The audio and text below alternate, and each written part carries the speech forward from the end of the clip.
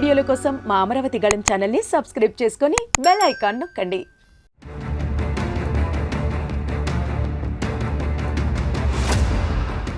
గుంటూరు పశ్చిమ నియోజకవర్గం నుంచి టీడీపీ జనసేన కూటమి అభ్యర్థిగా పోటీ చేస్తున్న గళ్ళా మాధవి తన ప్రచారాన్ని ఉధృతంగా నిర్వహిస్తూ ప్రజలకు మరింత చేరువవుతున్నారు.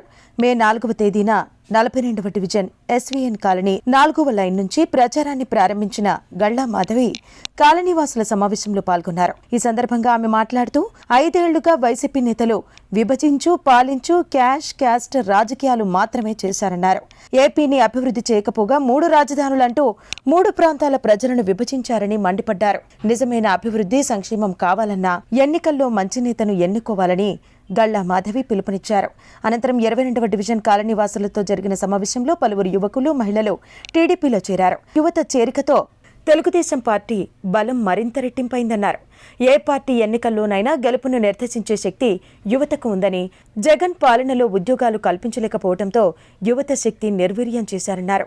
జగన్ కొత్తగా ల్యాండ్ టైటిలింగ్ యాక్ట్ తెచ్చి ప్రజల ఆస్తులకు సెక్యూరిటీ లేకుండా చేస్తున్నారని గళ్ళా మాధవి మండిపడ్డారు. 5 ఏళ్లుగా ఎన్నో అరాచకాలు, అక్రమాలు, మోసాలు, దౌర్జన్యాలతో వైసీపీ పాలన సాగిందని, ఇంకా ఇలాంటివి మళ్లీ కావాలా అని ఆమె ప్రశ్నించారు. కూటమి గెలిచిన తర్వాత ప్రజల సంక్షేమం, అభివృద్ధి బాధ్యత తాను తీసుకుంటారని, సైకిల్ గుర్తుపై ఓటేసి టీడీపీని గెలిపించాలని ప్రజలకు గళ్ళా మాధవి విజ్ఞప్తి చేశారు.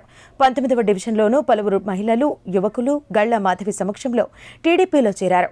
జగన్ తాను ఒంటరిగా పోటీ చేస్తున్నానని పదే పదే అంటున్నారని, వైసీపీ చేసిన చెడు పనులు, అరాచకాలు, అక్రమాలకు తోడెవరూ ఉండరని గళ్ళా మాధవి తెలిపారు.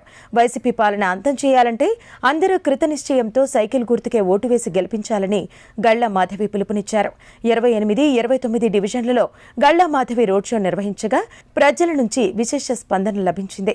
సంక్షేమం, అభివృద్ధి కొనసాగిస్తూ ప్రజలకు సుపరిపాలన అందాలంటే ఎన్నికల్లో సైకిల్ గుర్తుకు ఓటు వేసి గెలిపించాలని ఆమె కోరారు. రోడ్ షో కార్యక్రమంలో కూటమి నేతలు, కార్యకర్తలు, అభిమానులు పెద్ద ఎత్తున పాల్గొన్నారు.